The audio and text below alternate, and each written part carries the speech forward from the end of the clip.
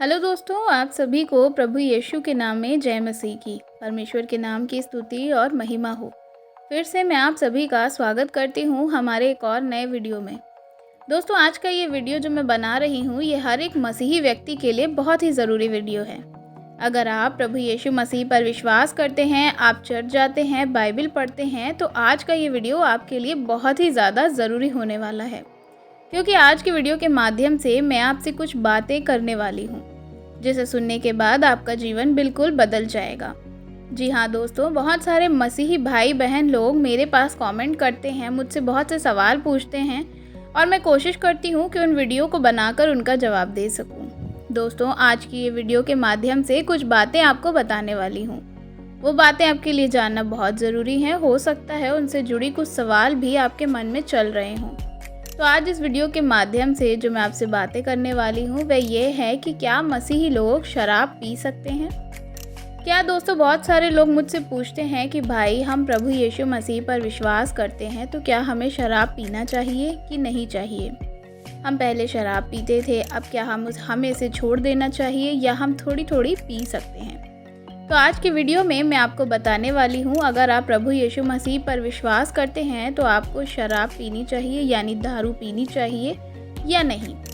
तो वीडियो को बड़े ध्यान से देखिए। बाइबल के वचनों के द्वारा आज मैं आपसे कुछ बातें करने वाली हूँ और उनके द्वारा आपको कुछ बातें समझाने वाली हूँ, और इसको अगर आप समझ जाएंगे तो आपको पता चल जाएगा कि आपको शराब पीनी चाहिए कि नहीं पीनी चाहिए। तो सबसे पहले कुछ बातें मैं आपको बता देना चाहती हूँ। देखिए, एक वचन हम पढ़ेंगे पहले कुरिन्थियों की किताब, उसका 6 अध्याय, उसका 19 और 20 वचन।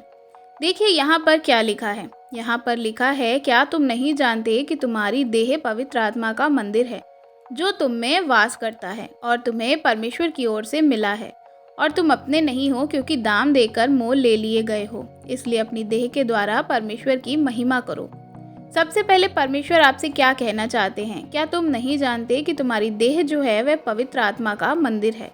जब एक व्यक्ति प्रभु यीशु पर विश्वास कर लेता है तो और उसको मान लेता है, अंगीकार करता है, अपने जीवन में स्वीकार कर लेते हैं, तब उसके शरीर के अंदर पवित्र आत्मा का वास होता है। पवित्र आत्मा वचनों के द्वारा उसके जीवन में वास करते हैं। तो ऐसे व्यक्ति को परमेश्वर कहते हैं कि तुम नहीं जानते कि तुम्हारा शरीर अब क्या है? पवित्र आत्मा का मंदिर है, और पवित्र आत्मा तुम में वास करता है या तुम में रहना चाहता है। इस बात को ध्यान रखिए। और एक वचन मैं आपके लिए पढ़कर आपको बताना चाहूँगी, पहला कुरिन्थियों 3 अध्याय, उसका 17वां वचन, जहाँ पर हम पढ़ेंगे तो लिखा है, यदि कोई परमेश्वर के मंदिर को नष्ट करेगा तो परमेश्वर उसे नष्ट करेगा, क्योंकि परमेश्वर का मंदिर पवित्र है और वो तुम हो। जैसे कि परमेश्वर ने कहा, हमारा जो शरीर है वो प्रभु यीशु मसीह का मंदिर है। जब हम प्रभु यीशु मसीह पर विश्वास करते हैं तो हमारा शरीर क्या बन जाता है? पवित्र आत्मा का मंदिर बनता है। और जब हम शराब पीने लगते हैं, अपने शरीर को नुकसान पहुंचाने लगते हैं, तब हम क्या करते हैं? अपने शरीर को नष्ट कर रहे हैं। और वचन कहता है कि जो व्यक्ति अपने शरीर को नष्ट करता है यानी पवित्र आत्मा के मंदिर को नष्ट करता है, परमेश्वर भी उसे नष्ट कर देगा। यानी कि न्याय के समय आपको स्वर्ग जगह से नर्क में डाल दिया जाएगा। आग की झील के दल में आपको भेज दिया जाएगा अगर आप अपने शरीर को खराब कर रहे हैं तो। इसलिए मेरे प्रियो, जब कोई कहता है कि हम शराब पिएं कि ना पिएं, तो याद रखिए कि आपका जो शरीर है वह पवित्र आत्मा का मंदिर बन चुका है, और अब अगर आप इसे नष्ट करेंगे तो परमेश्वर आपको एक दिन नष्ट कर देगा। हम देख सकते हैं रोमियो 12 अध्याय, उसके 1 आयत में जब हम पढ़ेंगे तो वहाँ पर लिखा है कि परमेश्वर आपसे क्या उम्मीद रखता है। लिखा है, इसलिए हे भाइयों, मैं तुमसे परमेश्वर की दया स्मरण दिलाकर विनती करता हूँ कि अपने शरीरों को पवित्र, परमेश्वर को भावता हुआ बलिदान करके चढ़ाओ। तुम्हारी आत्मिक सेवा यही है। परमेश्वर को शरीर को जीवित, पवित्र और परमेश्वर को भावता हुआ करके बलिदान करके चढ़ाओ। परमेश्वर को अच्छा लगना चाहिए आपके शरीर में। जब आप मदिरा पी रहे हैं, शराब पी रहे हैं, तो ये परमेश्वर को अच्छा नहीं लगता। बहुत सारे लोग कहते हैं कि भाई हम तो थोड़ा थोड़ा पीते हैं, हम तो ज़्यादा नहीं पीते, नशा तो करते हैं नहीं, हम कभी कभी थक जाते हैं, ऑफिस से आते हैं तो बहुत थोड़ा हम कभी कभी पी लेते हैं ताकि अच्छी नींद आए। देखिए, आप चाहे थोड़ा पिएं चाहे ज़्यादा पिएं, आप जहर का एक घूंट पी लीजिए या पूरी बोतल पी लीजिए, जहर तो जहर ही होता है।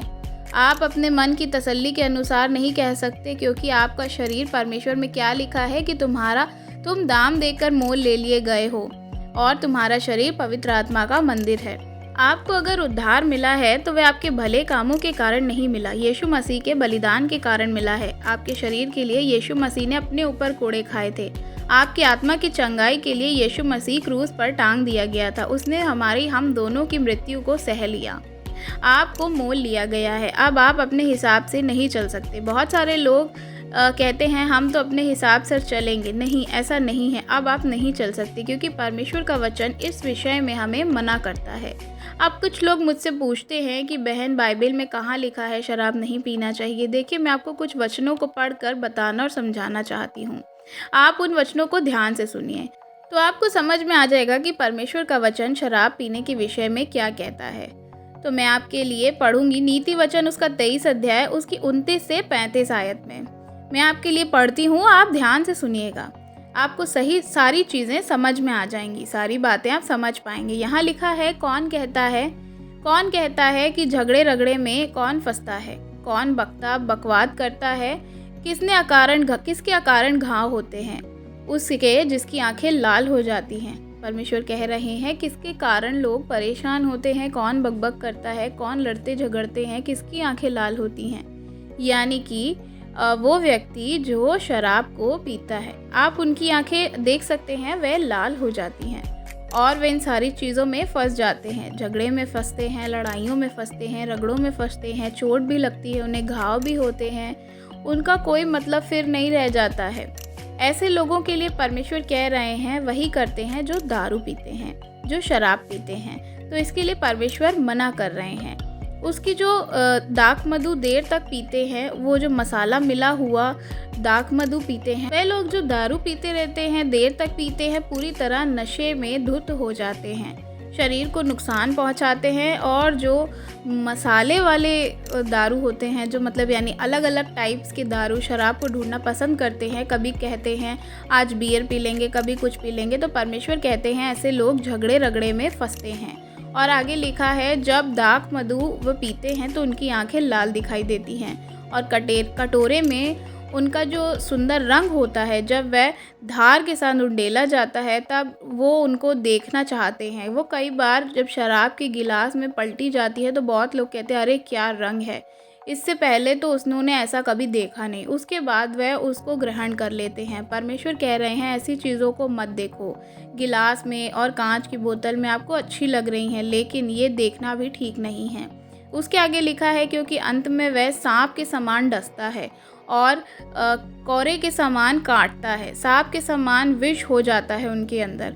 और वे क्या करते हैं, वे लोगों को परेशान करते हैं, घर पे आते हैं, मारते हैं, पीटते हैं, अपने घर पे कलेश करते हैं, लोगों से लड़ाइयाँ करते हैं। कई बार आप देखेंगे कि सड़कों पे लोग पी करके पड़े रहते हैं, उनको कुछ शुद्ध ही नहीं होता है कि वे कहाँ पड़े हैं। कुछ लोग गटर में पड़े होते हैं, नालियों में पड़े होते हैं। आपके लिए ये नुकसान है। और परमेश्वर भी कहते हैं कि ये बाइबल के अकॉर्डिंग हमको नहीं लेना है, बहुत ही ज़्यादा जहरीला है, तो सिर्फ आपको नुकसान ही पहुंचाएगा, इसलिए उसको देखना भी नहीं है, उससे दूर रहिए। ऐसी वस्तुओं को देखना भी नहीं है हमें।